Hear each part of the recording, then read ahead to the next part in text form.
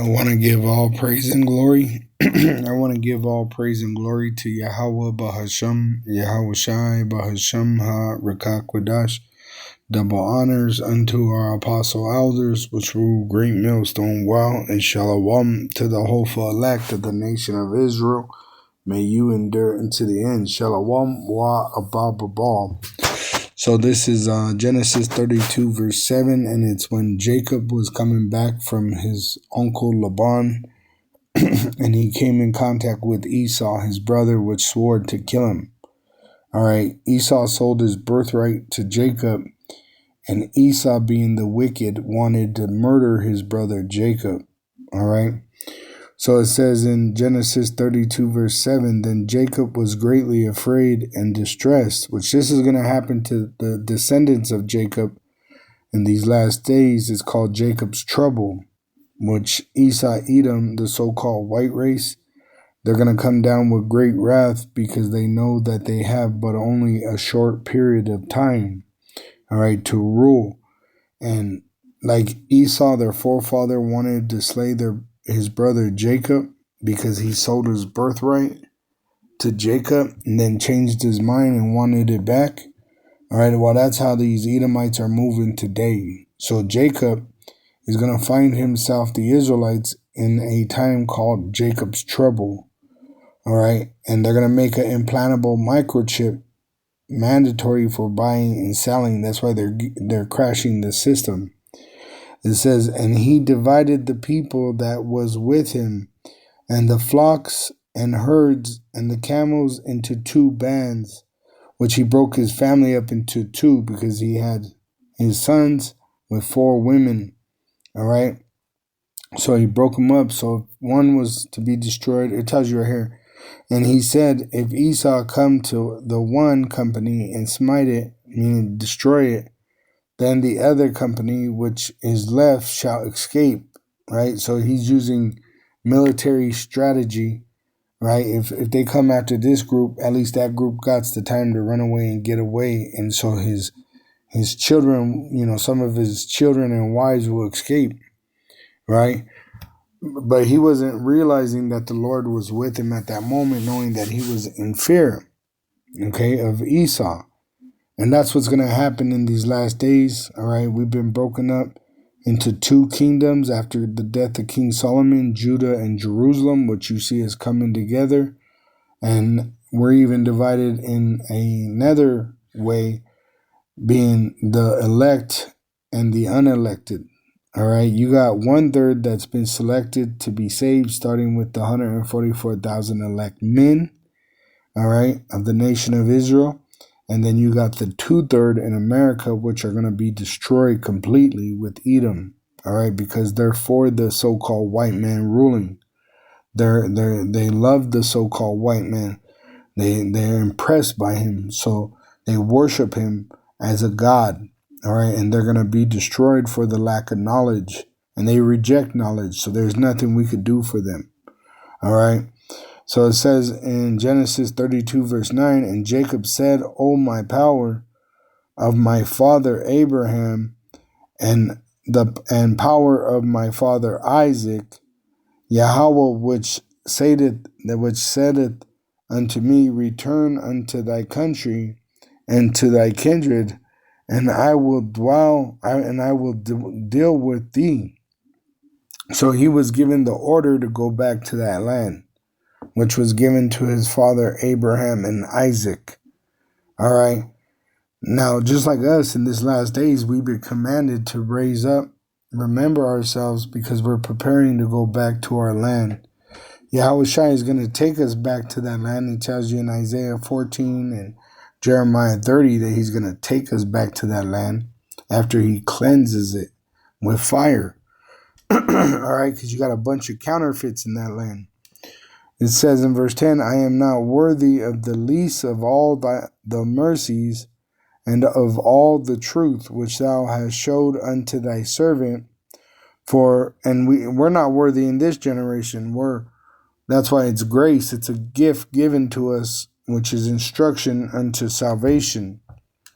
For with my staff I passed over this Jordan, which he's counting his blessings pretty much. He's saying, hey, the Lord's with me though. I got over this river, the Jordan, and now I am become two bands. The Lord's multiplied him and gave him much substance. So he's pretty much counting his blessings. It says, deliver me, I pray thee, from the hand of my brother, from the hand of Esau, which Esau is the forefather of the so-called white race, which the devil, the so-called white man, all right, he's going to come down with the sword because he knows that he's running out of time. For I fear him, lest he will come and smite me and the mother with the children, which this is what Esau wants to do now. He wants to run into your house, kill you, rape your wife, rape your children, and then murder you. Take your land, right? Say it's his. Say your culture is his. Say everything that's yours is his, right? That's what he's intending to do in these last days. That's why it's called Jacob's trouble. It says, and thou sayest, I will surely do thee good, which the Lord is promising us good. But you see this Edomite grinding his teeth at us. He wants to, he made a bill called Unleash the Police on the so-called Negroes, Latinos, and Native American Indians. Buckle up for this one. We have all obviously seen the widespread efforts being undertaken by the Trump administration to rid the United States of brown people in the form of immigrants from south of the border. And I've been waiting to kind of see what sorts of policies this government is going to implement in order to, let's say, reduce the population of black people in the United States. All right. And why those specific people? Because they are the Israelites. We are the sons of Jacob. It says Judah, the so-called Negro, Benjamin, the so-called West Indian, Levi, the so-called Haitian, which make up the southern kingdom, Simeon, the so-called Dominican, Zebulun, the so-called Guatemalan to the so-called Panamanian, Ephraim, the so-called Puerto Ricans, Manasseh, the so-called Cubans, Gad, the so-called North American Indians, Reuben, the so-called Seminole Indians, Naphtali, the so-called Argentinian to the so-called Chileans, Asher, the so-called Colombians to the so-called Uruguayans, and Issachar are the so-called Mexicans. These are the 12 tribes of Israel according to the prophecies. Now, you have Israelites that are scattered throughout the world, so not every Israelite is going to look like a so-called Negro, Latino, or Native American Indian. All right, there's going to be Israelites that look like that so-called Caucasian that I just showed you on that video. All right, yep, right here. There's going to be Edomites that could look like, Israelites that could look like this man now on your screen. So it's all by the Spirit, all right, that we discern who is an Israelite and who is not. If the Spirit testifies with your spirit, then you're an Israelite, no matter what you look like. But you got to remember, there's Israelites that aren't going to believe, so they're going to be destroyed like a heathen. All right? It says in Genesis 32 and verse 12, it says, and thou sayest, I will surely do thee good, which he promised us good, and make thy seed as the sand of the sea, which cannot be numbered for multitude. So he's remembering the promises which were given to the Israelites, all right, given to Abraham, Isaac, Jacob, and now to the Israelites. And he promised that we would be like the sand of the sea, many. And he lodged there at the same night, and took of that which came to his hand a present for Esau his brother. And he took of that which came to his hand a present, because he's trying to buy the favor of Esau, for Esau his brother, which were subject to payment here under Esau in this generation. 200 she-goats and 20 he-goats, 200 ewes and 20 rams, 30 milked camels with their coats, 40 kine, and 10 bulls, 20 she-asses, and 10 fowls. And he delivered them into the hand of his servants, every drove by themselves. And he said unto his servants, Pass over before me, and put a space between drove and drove. So space them out to make them look bigger than they are. And he commanded the foremost, saying, When Esau my brother meeteth thee, and he asketh thee, saying, Where art thou? Where is Jacob?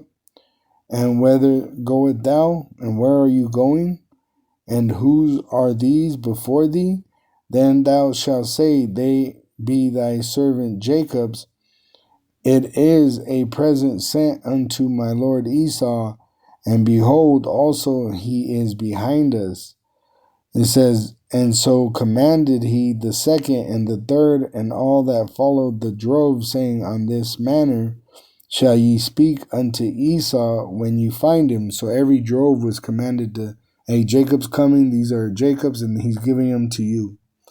And say ye moreover, Behold, thy servant Jacob is behind us, for he said, I will appease him with the present that goeth before me. So he's trying to buy Esau's favor. Because you got to remember, when he left, Esau promised to slay him because Esau sold his birthright to his brother, and his brother took that birthright, right? He had to deceive his father with his mother's help, but the mother knew the prophecy. It was told to her. And afterward I will see his face, peradventure he will accept me. So went the present over before him, and himself lodged that night in the company. And he rose up that night and took his 2 wives and his 2 women servants and his 11 sons, and passed over the ford Jabbok. And he took them and went them over the brook, and sent over that he had. And Jacob was left alone, and there wrestled a man with him until the breaking of the day. And when he saw that he prevailed not against him, he touched the hollow of his thigh. So Jacob wouldn't let him go until he blessed and pretty much submitted. They were fighting, and just like in a fight in the UFC, right? They tap, you submit them, and that's what Jacob was trying to do to that angel. He was trying to submit him, and the hollow of Jacob's thigh was out of joint. So the Lord, the angel that the Lord sent, pretty much dislocated Jacob's thigh because he wouldn't let him go. He was so determined, and the hollow of Jacob's thigh was out of joint as he wrestled with him. And he said, Let me go, for the day breaketh. And he said, I will not let thee go, except thou bless me, meaning bow to me, submit. And he said unto him, What is thy name? And he said, Jacob. And he said, Thy name shall be called no more Jacob, but Israel, Yasharallah, he prince power. For as a prince hast thou power with Yahweh, with God, and with men. So we have power with God and men. All right, our God is Yahweh. Through Yahweh Shai, we have power. We've been redeemed back to our power. And with men, which we could supplant men, which that's what's happening right now with Edom, and that's why he's upset. We're supplanting him with the word of Yahweh. All right, we're overthrowing his kingdom, which Yahweh Shai allowed us that access to our power through his sacrifice, and has prevailed. We're going to overcome. Esau's going to lose, and Jacob is going to overcome Jacob's trouble. Now, majority of Jacob is going to die here in America, but 1/3 will be saved. We're going to prevail. The Lord's going to put the Edomites as our slaves. All right. It says, And Jacob asked him and said, Tell me, I pray thee, thy name. And he said, Wherefore? Is it that thou dost ask after my name? And he blessed him there, showing that what's important is Jacob getting his name changed. And and really, this man, this angel of the Lord, really, he was in a representation of Esau. And that's why his name didn't matter, because Esau's name is not going to be remembered. Remember that.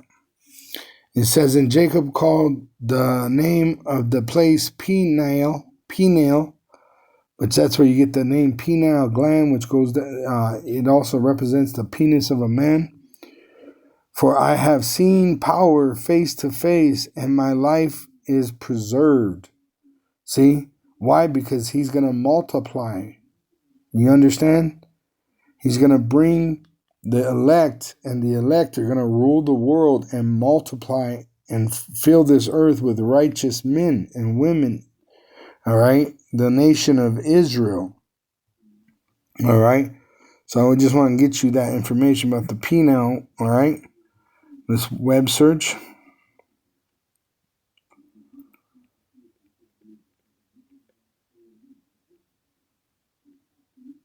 Which it was a place in Israel.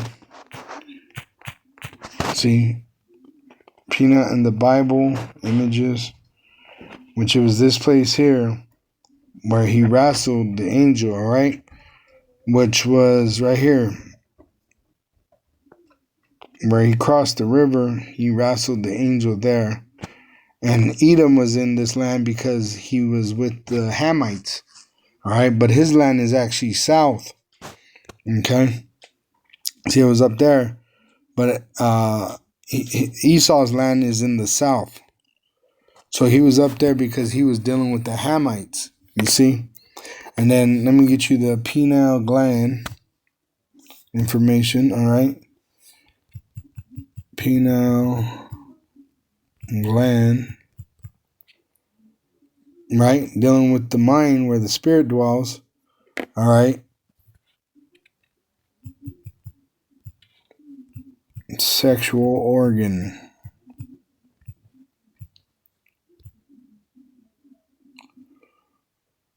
The penile sexual organ you are referring to is the penis, which they tell you the pineal gland is what allows you to reproduce through the penis, the external male reproductive organ.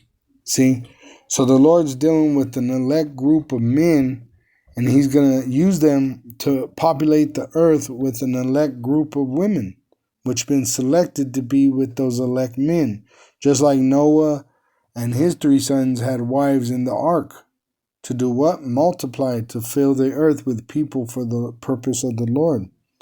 So this is why Isaiah 4:1, it says, and in that day 7 women shall take hold of one man, saying, we will eat our own bread and wear our own apparel. Only let us be called by thy name to take away our reproach, their shame of being unmarried Israelite women. In that day shall the branch of Yahweh, the man of the Lord, be beautiful and glorious, and the fruit of the earth shall be excellent and comely for them that are escaped of Israel. And these Israelites, who are they going to escape? Edom, the so-called white man that's going to come down with great wrath, knowing that he had but a short time before he goes into slavery for 1,000 years and then eventually made extinct. See? It says, and it shall come to pass that he that is left in Zion, which once again 2/3 are going to die here, and he that remaineth in Jerusalem shall be called holy. That's what sets us apart. All right. The 2/3 are unclean, and the 1/3 that are being set apart are becoming holy. Even every one that is written among the living in Jerusalem. See, the ones that are going to be saved, they're participating in this faith, which we're washing ourselves by the word of Yahweh, which is the Holy Scriptures, which converts our soul to the Holy Spirit, which testifies of Yahweh Shai. It says, when the Lord shall have washed away the filth of the daughters of Zion by the word through the blood of Yahweh Shai, and shall have purged the blood of Jerusalem from the midst thereof by the spirit of judgment and by the spirit of burning. All right. So the Lord is going to cleanse us, and he's going to convince the 2/3 by fire. All right. At the end. But we're going through a furnace of adversity ourselves. It says, and Yahweh will create upon every dwelling place of Mount Zion and upon her assemblies a cloud, a chariot. and smoke by day, and the shining of a flaming fire by night. For upon all the glory shall be a defense. Against who? Against the wicked, the wiles of the devil. And there shall be a tabernacle for a shadow in the daytime from the heat, and for a place of refuge, and for a cover from storm and from rain. Which, this is why it says in Obadiah, the last verse, it says, and Savior shall come up on Mount Zion to judge the Mount of Esau. And the kingdom shall be Yahweh's, which he's with the Israelites. He's not with Esau. All right, he was with Esau to punish us because we sinned. We were exiled out of our kingdom, but now that we're repenting, we're at the end of this thing. It says in Lamentations 4, verse 22, the punishment of thine iniquity is accomplished, O daughter of Zion. He will no more carry thee away into captivity, which the devil, the so-called white man, they have a plan of making an implantable microchip mandatory for buying and selling worldwide. All right, he will no more carry thee away into captivity, so his plans are going to fail. He will visit thine iniquity, O daughter of Edom. He will discover thy sins. And he's going to pretty much destroy Edom at the end of the 1,000 years of slavery. He's going to come back, save us, and at that return, the kingdom of Edom will be destroyed, America, by nuclear missiles. They're going to lose World War III, and he's going to enslave the elite of their race that are going to be hiding in the bunkers and in the what they call them, Space Force, right? They're going to be hiding, but they're going to be put in slavery. All right, the Lord's going to bring them down, and they're going to go into slavery. All right, just like it says in Obadiah, it says in verse 3, the pride of thine heart hath deceived thee, thou that dwelleth in the cliffs of the rock, you so-called Caucasians, whose habitation is high, meaning you're the original skyscraper builder, whose habitation is high, that saith in his heart, who shall bring me down to the ground? Look at Trump. He's a great example of that, right? He loves to live in those Trump towers, right? He's a so-called Caucasian, a caveman, and he saith in his heart, who shall bring me down to the ground? It says, though thou exalt thyself as the eagle, the great seal of America, and the space, remember they said they went into space and touched the moon, the eagle had landed.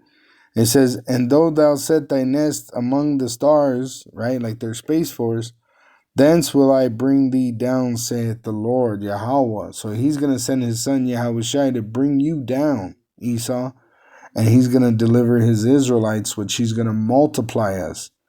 He's going to give us the earth, and we're going to have peace, and we're going to have the heathen as slaves to fulfill any work that we have necessary in the building of our kingdom.